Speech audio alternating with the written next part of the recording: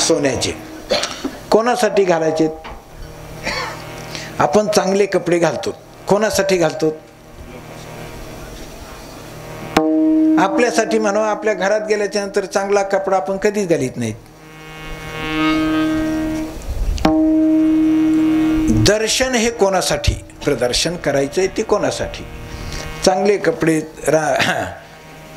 लग्नात जायचंय, महिला वर्ग तर इतका दागिना असला तर एवढे घालायचे. तिथे गेल्याच्या नंतर जर सज्जन मंडळी आलीच तर घरी काहीच येत नाही परत. आणि मग रडणं पडणं. आता का रडायचंय? घर तुझ्यासाठी पाहिजे, तू ठेव ना घरी. दाखवायचंय किती. मग त्याच्यातून मोटरसायकलीवरचे, माझ्याकडे तिथं रस्त्यावर काही एक आमच्या गायवाड्या शेजारी घरी एक ग्रहस्थ आला. म्हणला, मावशी पाणी देता का प्यायला? बरोबर. काय करतो रे बाबा? काही नाही, हे गळ्यातले दागिने वगैरे जरा मळालेले असतात ना, ते चांगली करून देत असतो, स्वच्छ चांगले चमकतात. असं असं असं. बरं झालं बाया म्हणली. तिने लगेच गळ्यातलं काढलं. अजून देतो का? हो बरं ना मावशी. घरात होतं तेवढं आणलं, उजळून दे ना बाबा. त्याच्या लक्षात आलं अजून येतंय म्हणून. म्हणलं मावशी सगळं आणून दिलं. म्हणलं मावशी जरा थोडंसं पाणी दिलं तर बरं होईन थोडं प्यायला. मावशी नुसती आत गेली की खाल्ली की कसाच मेळ लागला नाही. चौकट फोन केले. होतं तिथपर्यंत सुख. माझजवळ एवढं काहीच कारण नाही. काहीला डबल पाहिजे, काहीला. आणि जिथं असतं तिथंच हव्यात जास्त असतं. कोणासाठी? एक वाक्य सांगतोय की हे आहे ते कोणासाठी. शेवटी रावणाला देखील असं संत साहित्य सांगतंय की त्यालाही म्हणावं लागलं. पुराणातला रावण आता आपल्यातही पुष्कळ असतील. शेवट ज्यावेळेला रणांगणावर पडला त्यावेळेला प्रभूने लक्ष्मणाला पाठवलं आणि सांगितलं, विचार. जाऊन विचार त्या रावणाला. काय विचारायचं? जीव आणि शिव, आत्मा आणि परमात्मा. आपण तर आपली एवढी श्रीमंती आहे की कल्पना केल्याबरोबर आपण ती साकार केली की आपल्या मुलाचं एवढं बळ आहे. पुत्र पौत्र संपन्न भारी, एवढं किती मुलं किती नातू तुला त्यालाच 80,000 बायका. आणि कितीला किती पोरण, किती नातवंडन, किती काय, त्याचा हिशोब करायचा आपल्याला कारण नाही. आणि एवढी संपत्ती, पण शेवट आपण जीवनामध्ये ज्या ज्या संकल्पना केल्या त्या आपल्या सगळ्या पूर्ण झाल्या का? लक्ष्मणजी जवळ गेल्याच्या नंतर रावण म्हणतो, लक्ष्मणा मी कसा मरतोय हे पाहण्यासाठी आलाच का? लक्ष्मण म्हणतो, तसं नाही. मला प्रभूने पाठवले की आपण जीवनामध्ये आपल्यासारखा राजा या मृत्यूलोकात होणे नाही. राजा आपण नुसते संपत्तीने नाही पण भक्तीने सुद्धा. रावणाने शिवतांडव नृत्य हे स्तोत्र केलेलं भल्या भल्याची धमचाक होती. म्हणणं तर सोडून द्या,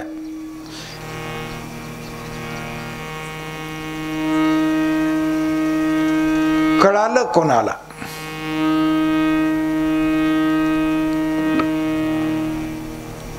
रावण हा सामान्य नाही, ब्रह्मदेवाचा नातू, एका वेदाचे 4 वेद करणारा,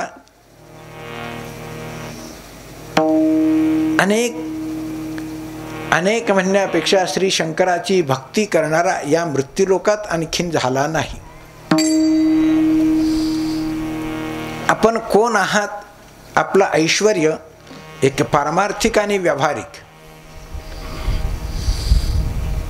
प्रभूने मला आज्ञा केली आहे की रावणाच्या जीवनामध्ये काही शिल्लक राहिलंय का?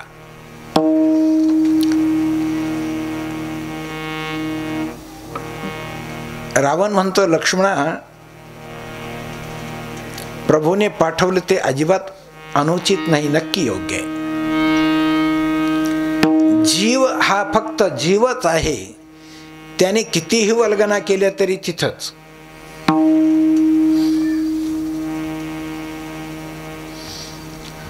पाण्यातली बेंडकुळी कितीही मोठी झाली म्हणजे ती बैल होऊ शकत नाही. गुरुवारी गोरक्षनाथ महाराज म्हणायचे, एक बैल पाणी प्यायला गेला आणि तिथे त्या बेंडकुळीच्या पिलाने ते बैल पाहिला. तो बैल पाहिल्याच्या नंतर ते आपल्या आईकडे गेले आणि म्हणलं की इथं लई मोठा प्राणी आला. केवढा प्राणी आला? ती बेंडकुळी अंग फुगी. एवढा होता का? तेवढा होता का? ते म्हण नाही, अजून लई मोठा, अजून लई. अंग फुगिता फुगिता गेली फुटून. जीव हा जीव. रावण सांगतोय लक्ष्मणा, मी जीवनामध्ये अनेक काही संकल्पना केल्या, रोज आपल्या कल्पनाच राहतात. संकल्प आणि नुसता विकल्पलाच आपण कल्पना म्हणू, अपेक्षा म्हणू. रोज आपली अपेक्षा नवीन असते आणि म्हणून कधीच जीवाची अपेक्षा पूर्ण होत नाही. म्हणून तुकोबारायला म्हणावं लागलं, सर्व सुखाची आशा जन्म गेला. रोज एवढ्या कल्पना असतात, एवढ्या. आता कोणाला काय काय व्हायचं आता परिस्थिती, रोज एकमेकाला शिव्या दिलेल्या ऐकायच्या फक्त टीव्हीला. प्रत्येकाला वाटतं मी, आणि आपल्याला नाही वाटत का? मला पण वाटतं. कोणीच असा नाही की मी म्हणत नाही. रावण म्हणतो की लक्ष्मणा ऐक, मला असं वाटत होतं की हे सगळं निर्माण करत असताना एकतर दुसऱ्याचं घेतलेलं ना असलं ना ते आपल्याला समाधान देत नाही.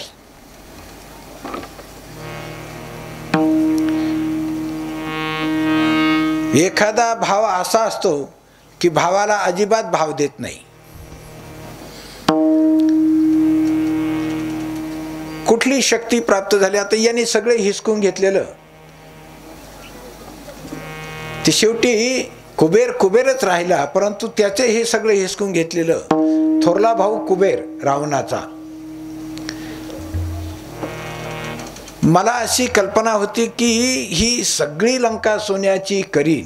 एक दुसरी कल्पना म्हणजे प्रतिज्ञा अशी होती की त्या सोन्याला सुगंध आणील.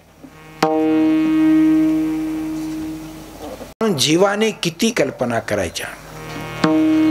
हे सगळं करत असताना, हे सगळं होत असताना आजपर्यंत जे केलेलं आहे त्याच्यात माझ्यासाठी काय झालं, जे कमवलं ते माझ्यासाठी काय. अरे तुझ्यासाठी जेवढं खाशील तेवढंच. 3.5 हाताची तुझ्या हाताने जेवढी जागा भरल तेवढीच तुझी, याच्यापेक्षा काही नाही. आणि मग कबीरजीला म्हणावं लागलं की बाबा, औट हात का मानव देह अल्लाने तुझ दिया. हे सगळं काही पावकी, आवटकी, निमकी, दिडकी, हे पूर्वी उजळणी होती म्हणजे दिडकी.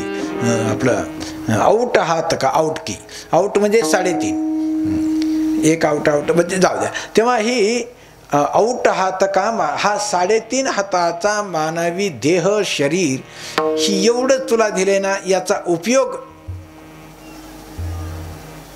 कशासाठी? व्यवहार हा व्यवहार नाही केलं तरी होतो. जेवायचंय ना, नक्की कुठेतरी तू जेवणार आहेस. रात्र झाली तू झोपणारच आहेस. लज्जा रक्षणासाठी कपडा किती किमतीचा कसाही घे, एकच त्याचं काम आहे कपड्याचं, लज्जा रक्षण करणं. हे सगळं होत राहील. हे असंच ते तसंच असंच फक्त असंच म्हणत मरू नको. मरणारी एक दिवस आहेस, तू आलास याचा अर्थ जाणार आहेस. आणि म्हणून हे सगळं करत असताना ज्यांनी हे साहित्य, ज्यांनी हे अभंग म्हणू वाचून काहीतरी करायचं आहे नक्कीच. आणि म्हणून एक वर्ग आजही आपण पाहिलं, सायास करणारा वर्ग आहे, प्रयत्न करणारा आहे. अभ्यास करत करत कलेक्टरपर्यंत जाता येतं. माणसंच आहेत, पोरंच आहेत. अभ्यास करून राष्ट्रपती पदापर्यंत माणसंच आहेत. ललाटी ब्रह्मरेखा नेनती ते ब्रह्मादिक कोण तिथपर्यंत जाऊन पोहोचतो. पण प्रयत्न करणं अजिबात कोणाचंही गैर नाही. मी केलंच पाहिजे, मला एक दिवस केव्हा तरी. आणि म्हणून हे सगळं मी आणि मला किंवा माझं या दोन गोष्टी परमार्थ करणाऱ्यासाठी अतिशय महत्त्वाचा उपदेश म्हणू. ज्याला नाही कळालं त्याला आपलं सल्ला म्हणू, नाही तर आपलं नुसतं म्हणले म्हणू.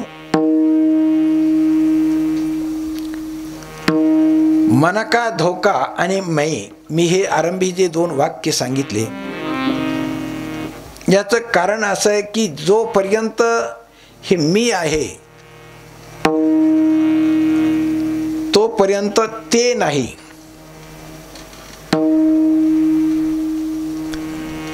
आणि म्हणून अगोदर परमार्थ करत असताना मै भुली हे दोन पहिलं एक अक्षरी वाक्य. पूर्वी सुद्धा एक अक्षरी प्राणी होता.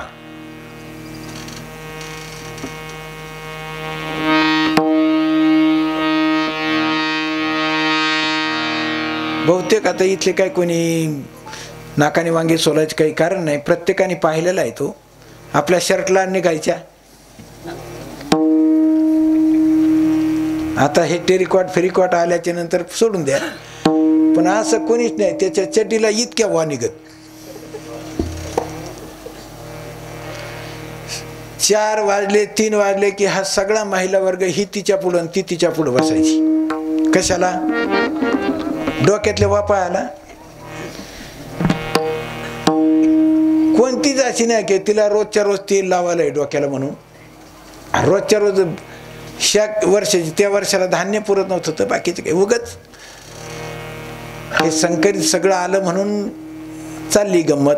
आणि म्हणून फार दिवस काय आपल्याला आता हे नाही. सकस. आणि पूर्वीचं एक वाक्य आहे, निर्वीर्या पृथ्वी निरौषधी रसाः नीचा महत्वम आगतः. कलियुगाचं वर्णन करत असताना परेषु मैत्री स्वजनेषु वैरम पश्यंत लोकान कली कौतुकानी. कलीचं कौतुक सांगत असताना पुतणे फितणे सोडून द्या आता. पण आपल्या व्यवहारात रोजचे पुतणे काय चुलत्याला काय हानीत नाहीत का? पुतणे किती काय हानतीत. हां, तेव्हा संस्कृती आणि संस्कार मलाच पाहिजे. तेव्हा तिथपासून तोही प्राणी. एक अक्षरी वाक्य मी सांगत होतो इथं. मै भोली, मला एक वाक्य सांगायचे फक्त. मी हे ज्या दिवशी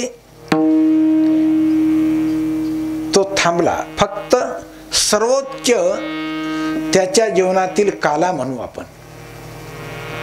पारमार्थिक जीवनातील जीवन व्यतीत करत असताना, शरीर असताना, सायास प्रयत्न करत असताना त्याचा जो शेवट जो आहे ना, शेवटाची गोड ते चिखरेगा, हा त्या दिवशी शेवट गोड झाला म्हणायचा. मी गेला. आणि मग मी आरंभी काय खातो आम्ही कासया सांगाते. तुकोबाराच्या जीवनातील काही प्रसंग सांगितले जातात की त्यांच्याकडं मेहुणा आला, बायकोचा भाऊ, आणि जिजाबाईने जेवायला केलं. पण प्रकार असा असतो की ज्यावेळेला अति उत्साह असतो ना आपल्या जीवनामध्ये, कोणत्याही कामामध्ये, त्यावेळेला प्रसंग असा येतो की आपण काय करतो हेच आपल्यालाच कळत नाही कधी कधी. ती काही चूक हे असं नाही, पण त्या उत्साहामध्ये अनेक गोष्टी राहून जातात. अतिशय प्रेमाची व्यक्ती यावा आणि एवढा उत्साह की काय करून काय नाही त्याच्यात काहीच होत नाही.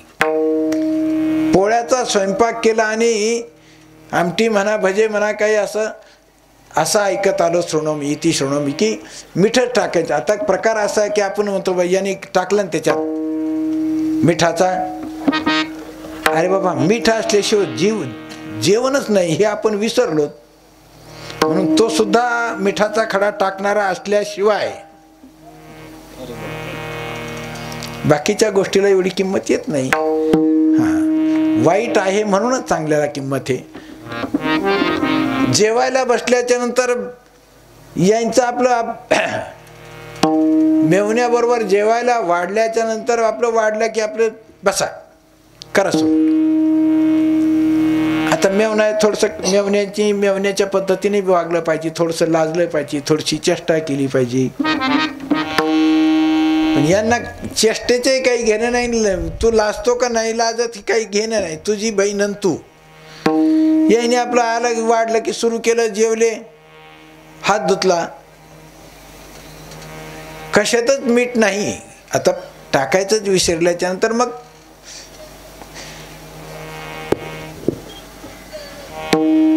सगळंच आटोपलं. आणि आटोपल्याच्या नंतर शेवटी जिजाबाई जेवायला बसल्याच्या नंतर पहिला घास घेतल्याबरोबर लक्षात आलं याच्यात मीठ नाही. आमटीत पाहू, आमटीत नाही, भज्यात नाही, भातामध्ये पण टाकावं लागतं, कणकीमध्ये पण मीठ टाकावं लागतं, कशातच नाही. कसं काय विसरलं काय ना. जेवता जेवता आता ठीक आहे ना, गप तरी आता आहे भाऊ. आता काय भाऊ काय काय लई बहिणीला लई लांबचा पाहुणा नाही. हक्क भाऊ म्हणजे भाऊच आहे ना. यांना पाहुणा आहे, गेले की लगेच जेवता जेवताच उठून भांडायला लागले. काय झालं, तुम्हाला काही कळत नाही म्हणले. नाही तेव्हा मी कळत नाही म्हणते तरी कळत नाहीत म्हणतात. मग आता कळत नाही म्हणलं, नाही म्हणलं, पुढं काय बोलाव. तू चुकलास. हो चुकलो. कस काय चुकला, काही कारण आहे परत विचारायचं. तुम्हाला काही कळत नाही, काय झालं, स्वयंपाकात कुठंच मीठ नाही, मी केला का तू केला म्हणले. मी टाकायचं का तू. अरे स्वयंपाक कोणी केला आहे, तू केला ना, मग मीठ कोणी टाकायचंय. माझा भाऊ उपास राहिला, तो का म्हणले त्याला भूक नसन. अरे भूक नसन तुम्ही सांगाव का नाही मीठ नाही. मग आता काय तू आमटीत टाकता येईल का, भाज्यात मीठ टाकता येईल का. आता काय खातो आम्ही कासा या सांगाते, कैसे लागते नेनो मुखे, कैसे लागते नेनो मुखे, कैसे लागते नेनो मुखे. काय खातो आम्ही कासा या सांगाते, कैसे लागते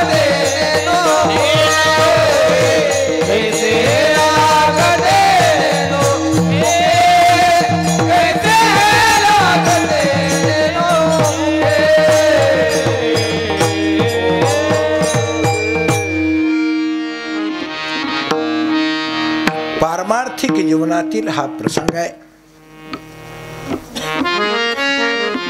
फक्त मी एका वाक्यासाठी सांगितलं की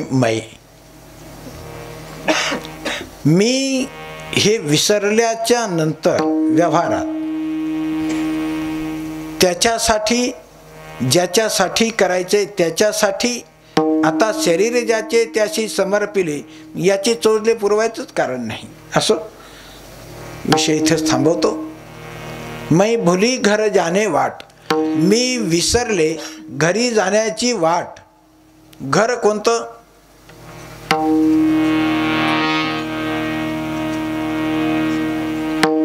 अनेक ठिकाणी अनेक प्रसंगात श्री संत महापुरुष की आता कैशी जाऊ घरा नव्हे बरा. व्यावहारिक व्यवहार सांगत असताना व्यवहारामध्ये कसं वागावं हे कोणालाच आणखीन, कोण या विश्वात राम असेल कृष्ण असेल, आम्ही ज्याचं रात्रंदिवस भजन करतो त्याला शिव्या देणारा वर्ग,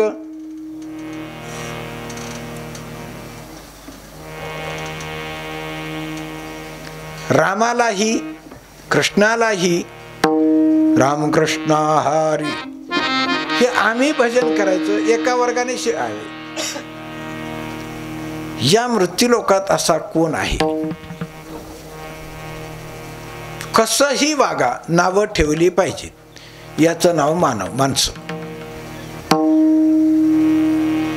काय तिथं करायची काही गरज होती का. पहा ना कसा चाललाय, काही घेणं आहे का. पहा ना कसा दिसतो, पहा ना ती कशी आहे, तुला काय घेणं आहे का. बसलास ना वाटेव. कसंही ऐसा हा लौकिक कदा कोणीच या मृत्यू लोकात असा नाही की आता सर्व मान्य आहे, अजिबात नाही. कदा राखवेना पतित पावना. काय करायचंय? लौकिकात गेल्याच्या नंतर तू लोकांकडून तुला जर सर्टिफिकेट घ्यायचं असेल मिळणारच नाही.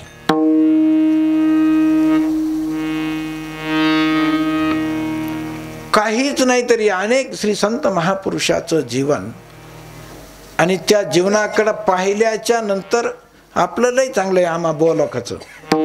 संत हा शब्द वेगळा आहे, तेव्हा काहीच कारण नाही.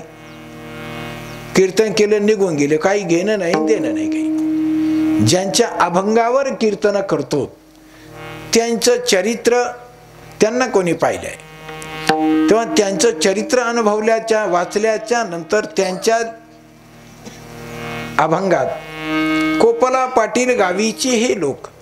माझ्याकडे काही एक वेळा अशी देवची मंडळी आली. आल्याच्या नंतर म्हणले आम्ही तुकोबारायचे वंशज. म्हणलं तिथंच थांबा, आत नाही.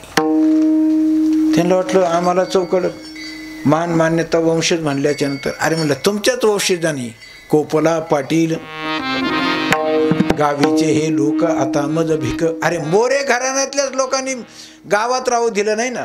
डोंगरात गेले तरी जाई ओ माते न करी सायाच आम्ही विष्णुदास तैस. आता किती सगळं चरित्र सांगायला आपल्याला दिवस जाईल. अरे मोरे कंपनी मोरे घराण्यानेच हे केलं ना. आता शिवाजी महाराज की जय. त्यावेळेला राजे फक्त राजाभिषेक होऊन कोण नाही दिला? जावळीचे मोरे, जेधे, घोरपडे. सगळा विरोध कोणाचा? मुसलमानाचा नव्हता एवढा. संभाजी राजाला कोणी मारलं? हा कोणी?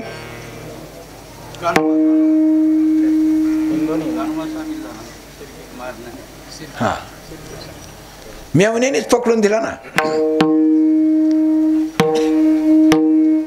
ह्या सगळ्या गमती पाहिल्या. आता खूप मानवी जीवन कोण असा भावकी घ्या, भावबंद घ्या, मोठं झाले तर कोणी म्हणते ते ते ते आमचेच. अरे काय केलं तुम्ही सांगा ना. त्याने आता ज्ञानोबरायच्या समाधीवर दैदूत घालून सगळी ब्राह्मण मंडळी जगतात. त्यावेळेला त्याच आळंदीतल्या ब्राह्मणाने मुख देखोनी विरक्ताचे शचैल करी बुटाला सकट त्यांच्या पाप होत होत. ही ज्ञानोबरायच्याच वाक्यात बोलतो मी. कोणाचंही कोणत्याही कुळात आणि समाजात घ्या, कोणीच नाही कोणत्याच गावात असं नाही की आपली भावकी ना सर्व मान्य आहे मला. अहो काही झालं तरी ती आमची भावकी आहे म्हणून तसं करते. ते काही तर लग्नात काही नाही झालं ना कशाहून तरी कुरापत काढून भांडण झालंच पाहिजे. किती प्रसंग मला रोज आहेत. सांगण्याचा प्रकार माझं कोण. मै भुली हे वाक्य लिहित असताना तुकोबाराला तिथपर्यंत जाणं इतका सामान्य आणि साधारण विषय नाही. आणि म्हणून परमार्थ करत असताना ज्या दिवशी हे घडल तिथून पुढे मग घातला दुकान अमुक तमुक वैष्णवाचा माल खरा हे सगळे अभंग म्हणायचे. काही देणं होईल न होईल ते नंतरचा भाग. देण्यासाठी आपल्याकडे काही पाहिजे. यांच्याकडे माल कोणता आहे, काय कोणता आहे, काय विकायचंय. गोरस बेचणे आहे हाट. या मृत्यूलोकाला बाजार म्हणत असताना या बाजारात आणि मग श्री संत महापुरुषाचे तुकोबाराचे दोन्हीचे हाट भरले घनदाट अपार मिळाले वारकरी रे. हे हाट बाजार या मृत्यूलोकाला बाजार म्हणत असताना या बाजारामध्ये हे विकण्यासाठी काय विकण्यासाठी दही आणि दूध. आणि ते विकण्यासाठी आल्याच्या नंतर प्रकार असा झाला की परमार्थिक परमार्थ करणारा वर्ग त्या वर्गाचं किंबहुना त्या महापुरुषाचं म्हणतो मी, गवळणीचं म्हणण्यापेक्षा गवळण हे रूपक आहे. गीता भागवत करीती श्रवण हे त्यांनी पाहिलं केलं. श्रीमद भागवत ग्रंथ, या गीता ग्रंथ व्यासाने केलेला ग्रंथ, आणि कृष्ण परमात्म्याने अर्जुनाला मानवी जीवनाचं कर्तव्य, मा फलेषु कदाचन कर्मण्येव अधिकारः, ते तुझा अधिकार आहे, पण एक लक्षात ठेव, मा फलेषु कदाचित, त्याची आपण अशी कोणतीच गोष्ट नाही की करत असताना अपेक्षाशिवाय करतो. पेरणी असत अपेक्षा म्हणून शेतकरी करतो ना, नांगरट करण्यापासून तो ज्वारी गहू आता ऊस म्हणू, जे जे शेवट विकण्याच्या अवस्थेत येईपर्यंत जे सगळे कष्ट करायचे. पहिला आम्ही ज्वारी पेरायची, एक एक दाना उगवल्याच्या नंतर, ज्वारी उगवून आल्याच्या नंतर त्या शेतकऱ्याला एक एक ताट काढावं लागत होता, का काही सोडून देत होता, काही काढीत होता. काढल्याच्या नंतर त्याची आळाशी झाल्यानंतर पेंढी, कारण पेंढी वेगळी आणि आळा बांधली नाही तर ती पेंढी नाही, खाली टाकली नाही तर आळाशी नाही. आता आळशी किती काय काय करीत होते तो भाग वेगळा.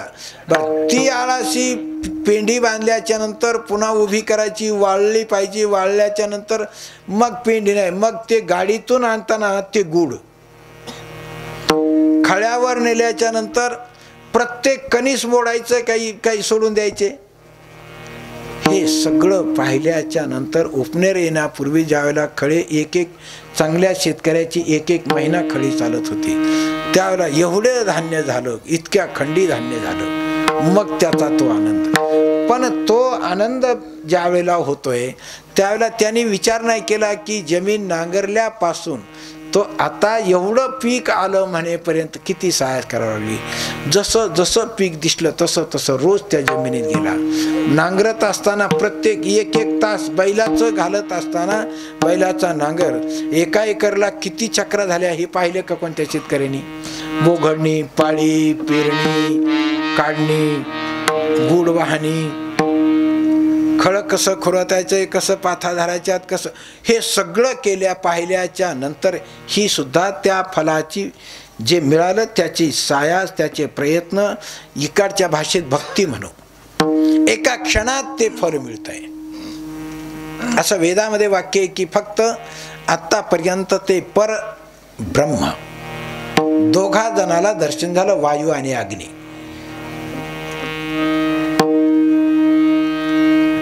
ब्रह्म आणि पर ब्रह्म, प्रपरानुनिविही वगैरे हे जे काही 22 उपसर्ग आहेत, एक अक्षर मागं लावलं की अक्षरामध्ये बदल होतो.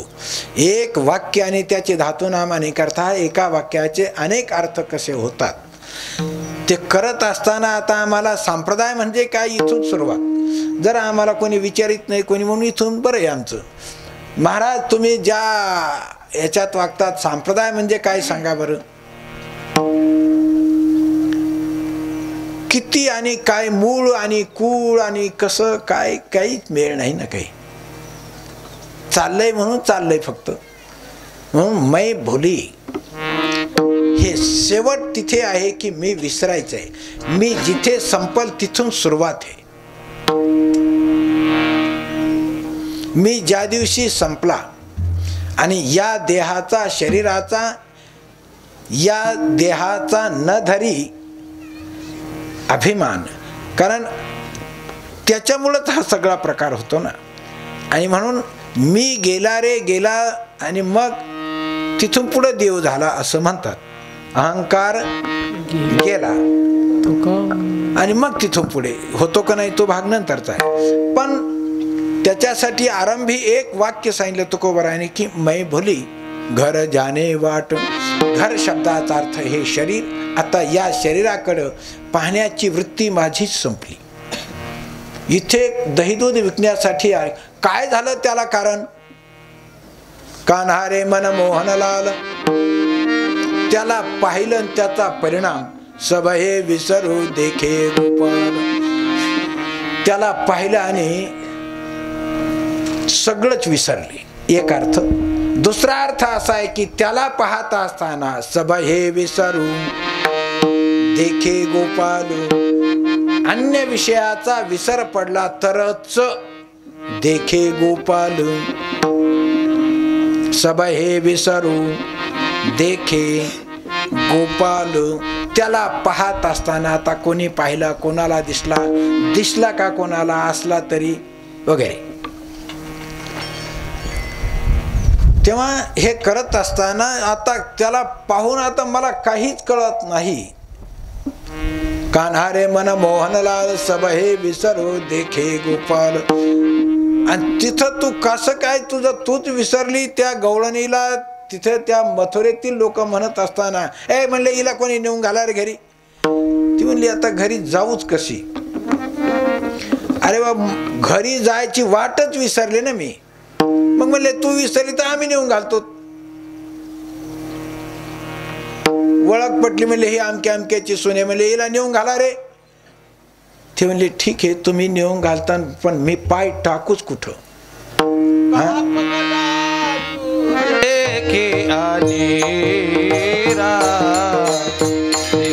तो सब का पगडारू देखे अनेरा, देखे तो सब वही ने घेरा.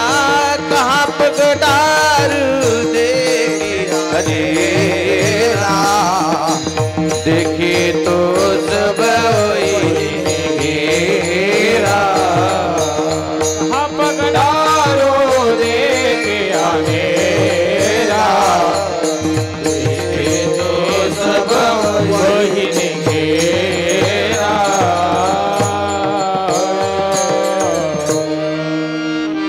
पाहावा तिकडं सर्वमय गोविंद, पाय टाकू कुठे कहा पगडारू, कुठं टाकू देखे तो सब वहीने घेरा. ही अवस्था ज्या दिवशी होईल त्या दिवशी देखे गोपाल. आम्ही कस काय करावं. तुकोबारायांनी सांगितलं तुला सांगू का बाबा साधका, तुला जर खरा परमार्थ करायचा असेल ना तर तू खऱ्या शत्रूपासून सावध राहा. कोण आहे शत्रू. सब मन का धोका, तू थकीत बहिरे तुका. देखोनी ऐकोनी एक अंध बहिर झाले. सांगून ऐकून आपण ऐकतो, आम्ही सांगतो, आम्ही ऐकलं, पण फक्त ऐकायचं तिथंच ठेवायचं आणि सांगायचं तिथंच ठेवायचं.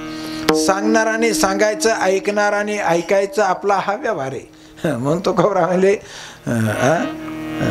रीते दोन्ही माप आणि गोनी. तुका म्हणे रीते दोन्ही ऐकणारा आणि सांगणारा हे एकाच याच्यातली असल्यामुळं गोणीत किती धान्य भरलं ते विकून आलं की मोकळे पोते, किती भारा डोक्यावर घेतलं की का 25 पोते डोक्यावर आणले. हो काय ताकदवान आहे माणूस. जिनी मोडला आता पहिली होती आदुली, आता ती आदुली गेली. एका बगलात आदुली डोक्यावर पोते, दोघाला फायदा नाही ना. सांगणारा आणि ऐकणारा. मला एक वाक्य सांगायचंय. हूँ तो थकीत बहिरे तुका, भागा रे सब मन का धोका.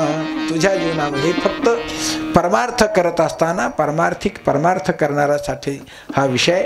तेव्हा भागा रे सब मन का धोका, कान्हा रे मन मोहनलाल सब हे विसरू देखे गोपाल. विडोबार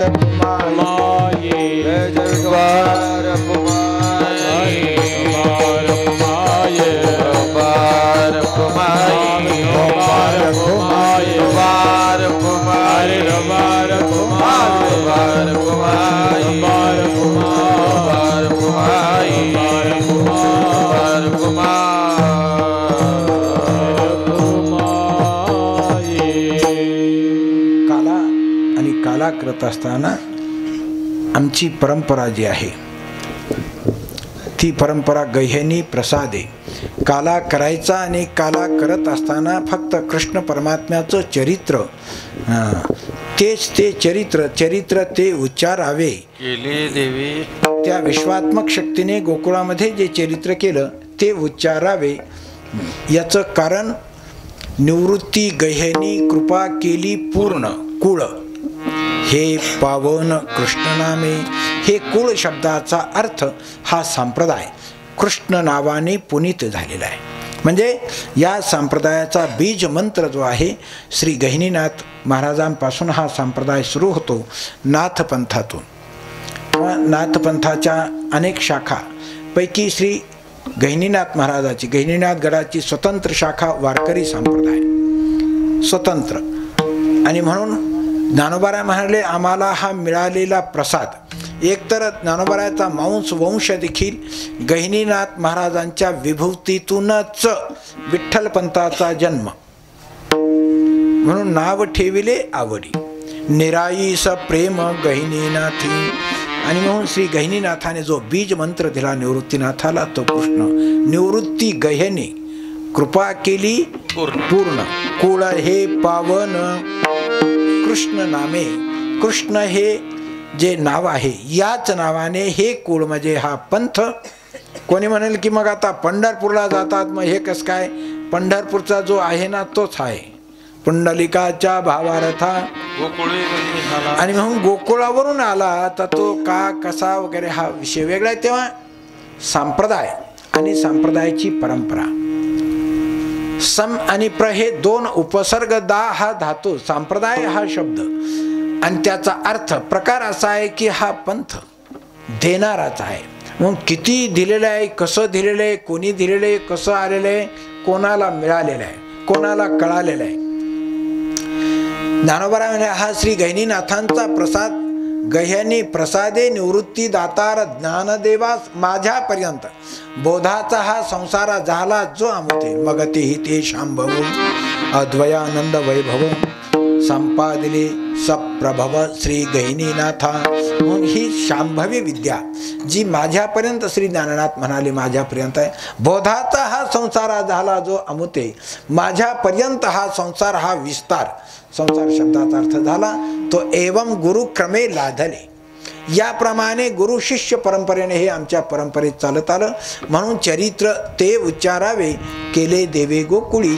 आणि गोकुळामध्ये जे चरित्र केलं ते चरित्र रांगत रंगनी चोरित लोणी रांगत रंगनी चोरित लोणी धावले धारती गौळणी धावती गौळणी बांधी गाधानी बांधित चरणी घेती गरानी यशोदे साजने यशोदे साजने ददे गृद भक्षुणे तमाल नीले नवल केले साधने कृष्ण आडवा परतुनी माते धावा कृष्ण आडवा दय दुध भक्षुनी तमालने नवल केले साधने कृष्ण आडवा परतुनी माते धावा कृष्ण आडवा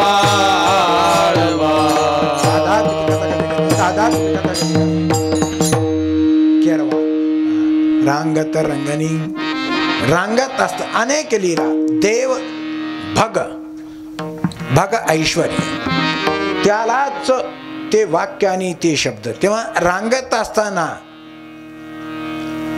जे चरित्र केलं की कोणालाही आपल्या बुद्धीला आपल्याला पटलं आणि नाही पटलं ते असण्याचं आणि आपल्याला पटण्याचं काही संबंध नाही. परमार्थ आपल्याला पटतच नाही पचत नाही.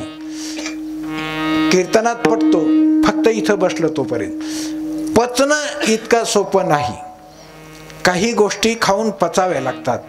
करून होणं करणं आणि होणं अपेक्षा करणं आणि ती पूर्ण होणं. म्हणून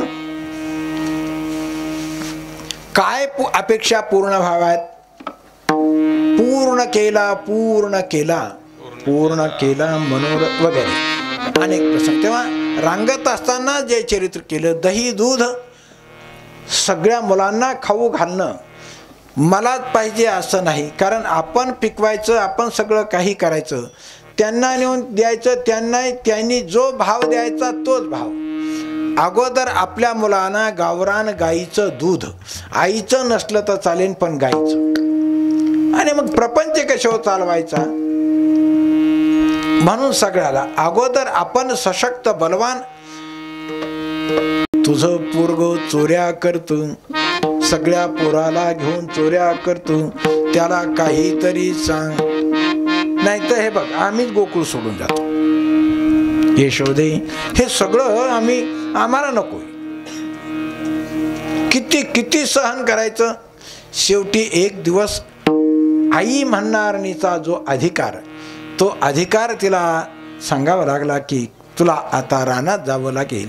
परमात्मा म्हणतात, आई तुझी इच्छा आहे ना, उद्या जाईल मी रानात सबे घेऊन. सगळ्या गड्यांना सांगितलं, हे पा आता आपलं इथलं काम, आणखीन पुढेही बहुत करणे आहे, अनेक कामं आहेत, तेव्हा हे इथंच थांबू आणि उद्यापासून आपण रानात जाऊ. सगळ्यांची तयारी झाल्याच्या नंतर सगळ्या गोपाळासह आपली शिदोरी घेऊन ज्यावेळेला वृंदावनामध्ये जातात.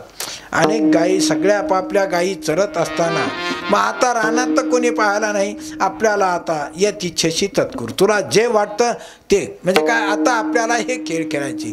किती खेळ खेळायचे, दमेपर्यंत. अबक दुबक तिबक पोरा त्रिगुण खेळ मांडू, अबक दिबक तिबक पोरा त्रिगुण खेळ मांडू, अबक दुबक तिबक पोरा त्रिगुण खेळ मांडू, अबक दुबक तिबक पोरा त्रिगुण खेळ मांडू.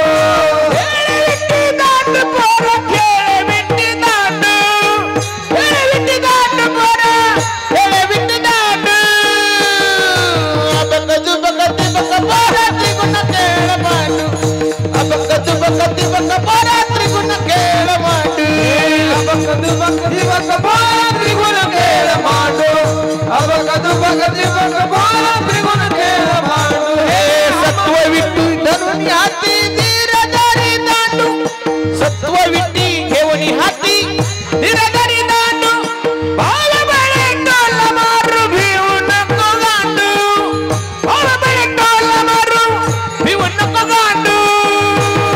अबे दुबे दिबे, अबक दुबक तिबक पोरा त्रिगुण खेळ मांडू, अबक दुबक तिबक पोरा त्रिगुण खेळ मांडू.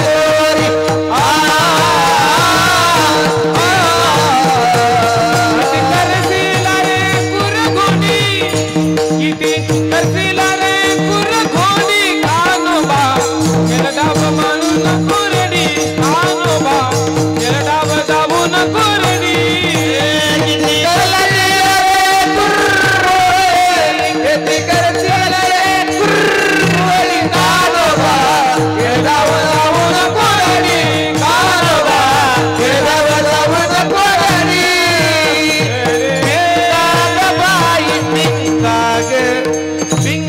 ग बाई पिंगा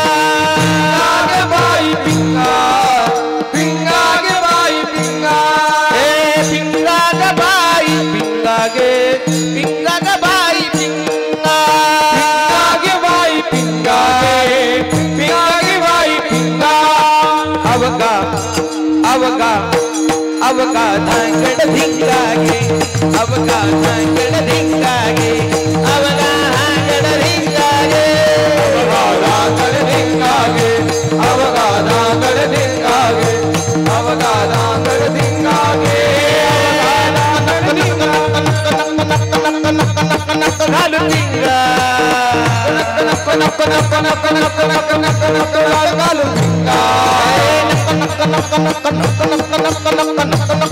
घालू धिंगा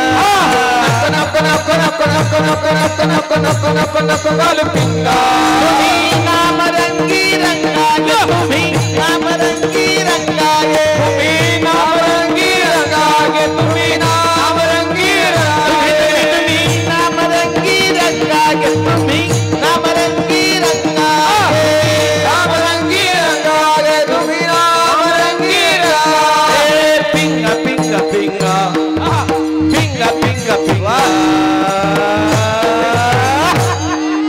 पिंगा ग बाई पिंगा गे पिंगा ग बाई पिंगा गे पिंगा गे पिंगा गे बाई पिंगा पिंगा ग बाई पिंगा गे पिंगा ग बाई पिंगा पिंगा गे बाई पिंगा अवगा अवगा धांगड धिंगा गे अवगा धांगड धिंगा गे अवगा धांगड धिंगा गे अवगा धांगड धिंगा गे अवगा धांगड धिंगा गे अवगा धांगड धिंगा गे अवगा धांगड धिंगा गे खेळू लागलो सुरकवणी माझी घुगडी हरपली खेळू लागलो सुरकवणी माझी घुगडी हरपली खेळू लागलो सुरकवणी माझी घुगडी हरपली खेळू लागलो सुरकवणी माझी घुगडी हरपली घुगडी हरपली माझी घुगडी हरपली घुगडी हरपली माझी घुगडी हरपली घुगडी हरपली माझी घुगडी हरपली हे घुगडी हरपली माझी घुगडी हरपली खेळू लागलो सुरकवणी माझी घुगडी हरपली खेळू लागलो सुरकवणी माझी घुगडी हरपली खेळू लागलो सुरकवणी माझी घुगडी हरपली खेळू लागलो सुरकवणी माझी घुगडी हरपली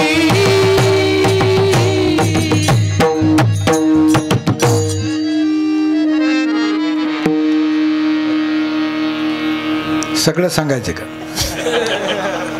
4 वाजतील असा सुद्धा प्रसंग आला 81ला वाटतं मी पाठाला असेल त्यावेळेस नागतळा गावी भीमसिंग महाराज उशिरा आले आणि सकाळच्या प्रहरी गोरक्षी महाराजाचं कार्याचं कीर्तन संध्याकाळी नाही वय करता त्यांनी 15 मिनिट कीर्तन केलं मी अगोदर केलं 80-81ला सकाळच्या प्रहरी कोणी कीर्तन करायचं हे काही गेले नाही ते लवकरच आले सप्ताहात व्यासपीठ चालक म्हणून मी त्यावेळेस काही एवढे पॉम्पलेट पोस्टर नव्हते पोस्टर हा भागच नाही कालच कीर्तन म्हणले कोणला म्हणा ना आमचा चोपदार थोडासा वेगळा होता दगडू चोपदार ते म्हणला ह्या पा आता तुम्ही दोन्ही मालक आहेत आता तुम्ही दोघांनी गप्प बसा आता विठ्ठल कीर्तन करीन भीमसिंग महाराज म्हणले की मी गप नाही बसत मी पखवाज वाजणार आहे आता आमच्या तिथं बरेचसे टाळकरी होते 25-25 टाळकरी होते फाटातले पुंडलिक टाळकरी 2 पुंडलिक होते 8ला कीर्तन सुरू झालं 2ला संपलं किती वाजता 2 वाजता कीर्तनकार मी पखवाजे भीमसिंग महाराज. हे तुमच्या प्रमाणासाठीच. 6 तास कीर्तन. काला आपण आयुष्यभर केला तरी संपत नाही चिंतन.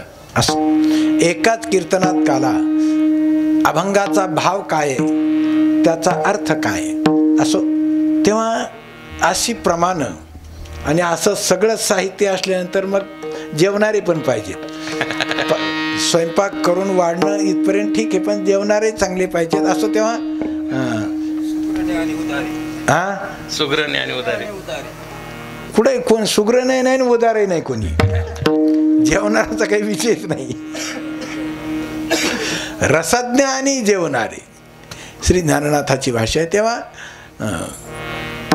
काला हरिभक्तीपरायण वैकुंठवासी किसन महाराज यांच्या मंदिराचा कलशारोहणासह मूर्ती स्थापना, ज्यांची कृपादृष्टी या कुटुंबावर कुळावर श्री गुरु श्री संत वामनभाऊ महाराज, अनेक ठिकाणं, अनेक महाराज मंडळी, एका वाक्यात संप्रदाय जिथून आहे ते स्थान, त्यांचं जीवन, पुढे ही 3 मुलं 1 मुलगी, यांचंही जीवन परमार्थ करत असताना एक दिवस प्रपंच चालत असतो. याही ठिकाणी आता मला असं वाटतं की इथं राहून हे करत असताना अनेक दिवस काही मला वाटतं बाहेरनं जेवण्याचाही नेम केला, कोणाच्या हातचं न खायचं असंच ना. कसं कसं होतं काय मला इतकं काही माहीत नाही. नाही असं नाही. काय आहे की आपण उपासना करतो,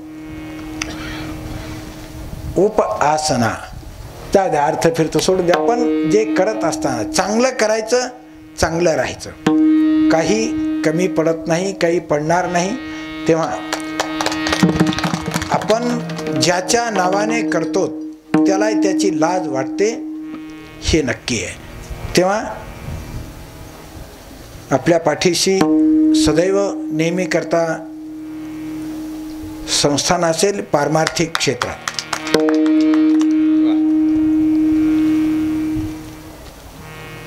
परमात्मा करो आपल्याला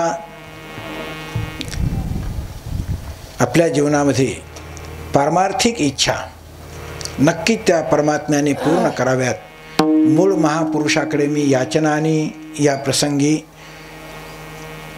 याचना करतो की आम्हाला आमचं पारमार्थिक आम्हाला काही माहिती नाही. वाकडे के नीट देव जाणे, बोलेली लेकुरे जर तुकोबराला म्हणावं लागतं.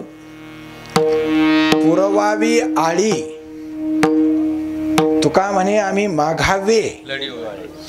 हे लढिवाळपणाने मागणं मागत असताना, पारमार्थिक मागणं मागत असताना पुरवावी आळी शब्दाचा अर्थ इच्छा. माझी इच्छा कोण तुझ्याशिवाय पूर्ण करणारे, आणि म्हणून पुरवी ते इच्छा, असं तुमचीच वचनं आणि वाक्य आहेत. त्यांच्याच त्यांच्या वाक्यामध्ये त्यांच्याकडे आपण अपेक्षा आणि भावना व्यक्त करू. पुनश्च एकदा अधिष्ठान श्री गहिनीनाथ महाराज, श्री गुरु श्री संत वामनभाऊ महाराज. अधिष्ठान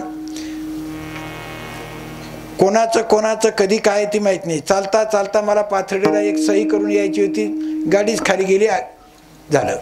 उगाच चांगली गाडी होती म्हणून आजही दिसलं नसतो. म्हणजे कोणाचं किती आयुष्य कोणाला माहिती नाही.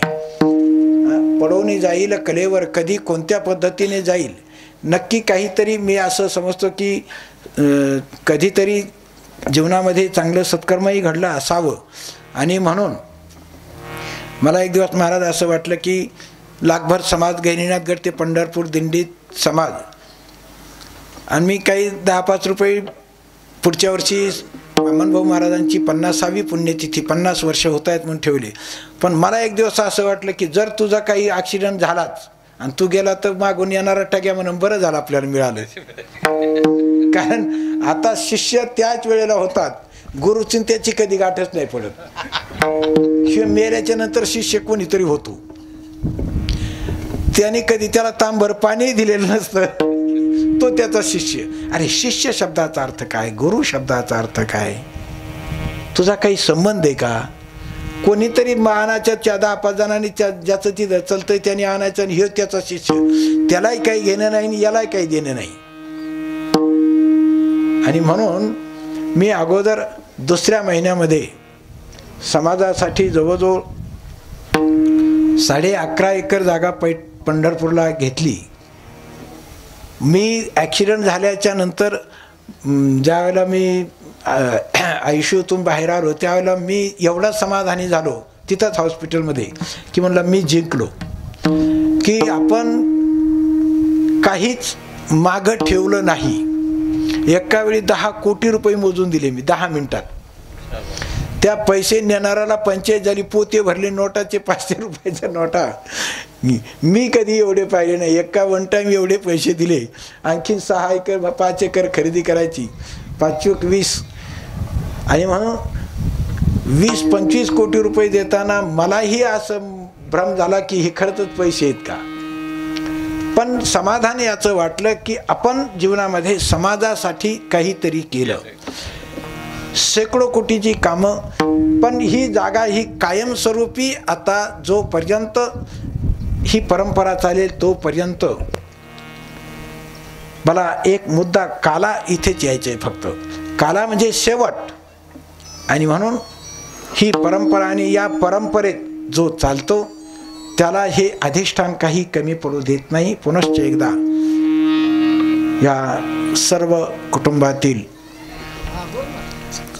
काय बाबा याचं नाव कुठे देऊ, प्रसाद होय, माझ्याकडे भरपूर प्रसाद आहे. तेव्हा आपण हे करत असताना परमार्थ करावा. आणि परमार्थ तर कोण, अनेक सगळी संत महापुरुष, हे ज्ञानोबराय, निवृत्तीनाथ, ज्ञानेश्वर महाराज, सोपान काका, मुक्ताबाई सोडले तर सगळे ग्रहस्थीच होते. आपला आपण करून परमार्थ करायचा, आपल्याला काही कमी पडणार नाही, कमी पडू देणार नाही. या प्रसंगी सांगतो आणि इथेच थांबतो.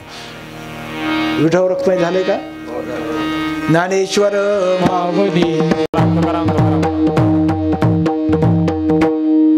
श्री हरिभक्तीपरायण वैकुंठवासी गुरुवर्य सुडके महाराज यांचे जावाई अरुणरावजी सभापती आणि रमेशराव चेअरमन यांची उपस्थिती आज एक ठिकाणी झालेली आहे. त्यांना धन्यवाद.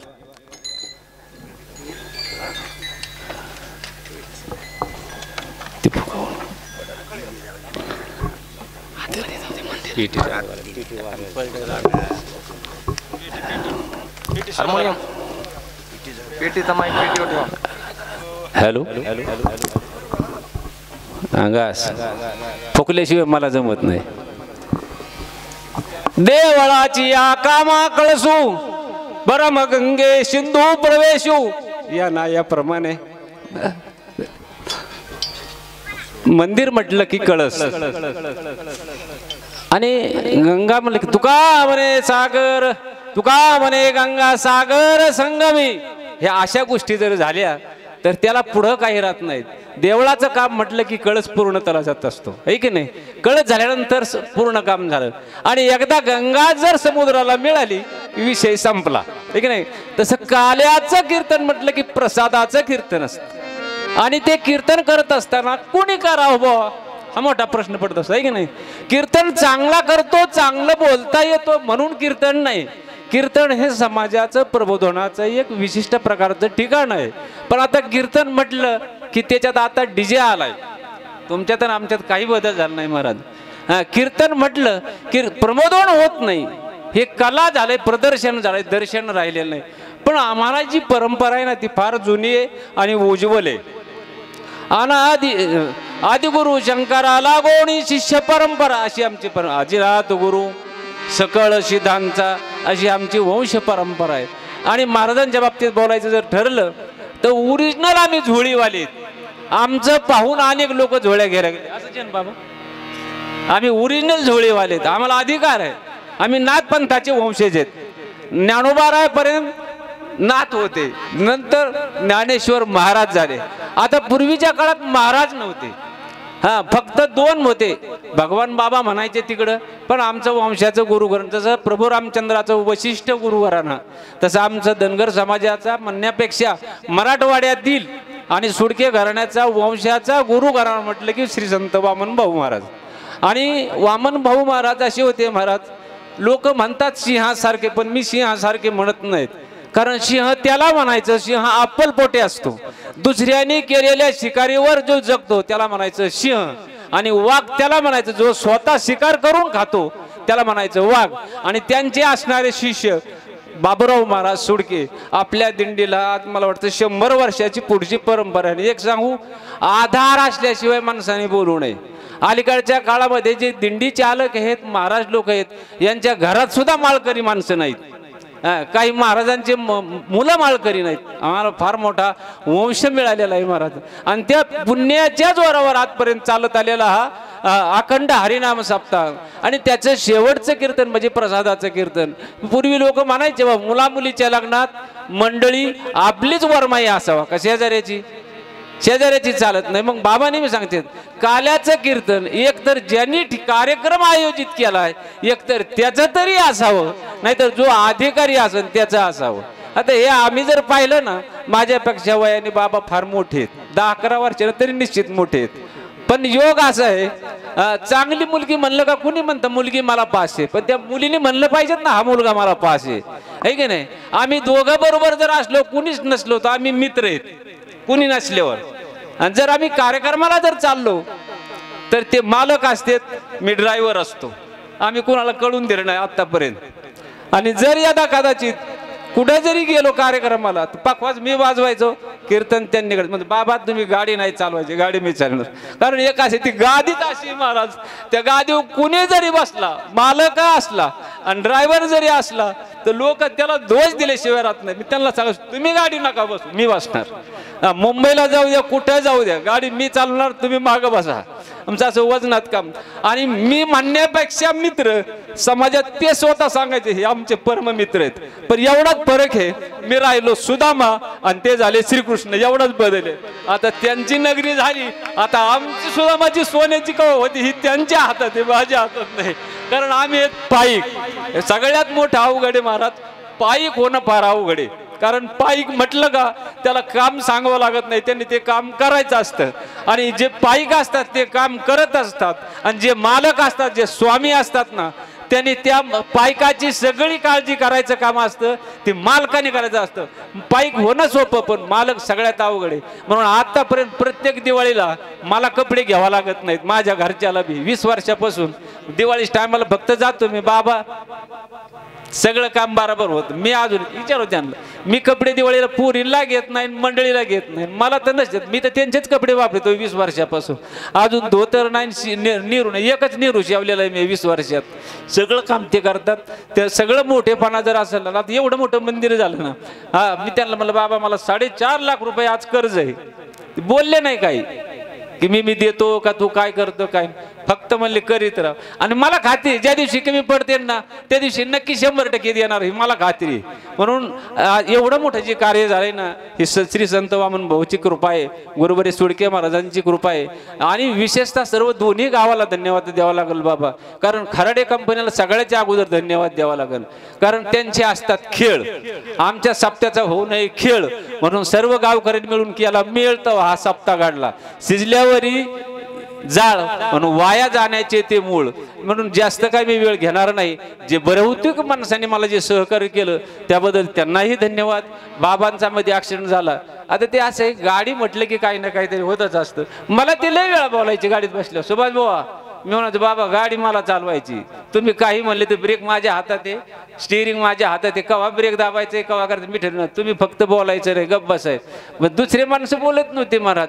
ऍक्सिडेंट होतो हा ड्रायव्हरच्या चुकीमुळे होतो, स्वयंपाक बिघडतो बाईच्या चुकीमुळे बिघडतो, पण बाई कधी कबूल करीत नाही. आणि म्हणजे भाजी खराट काय झाली, जाळ जास्त लागला होता, तिखट काय झाली, मिरच्या नवीन आणलेल्या होत्या. तसं ड्रायव्हर कधीच आपलं चुकलंय असं कधीच सांगत नाही, काय झालं होतं काही चुकाच असतात दुसऱ्या.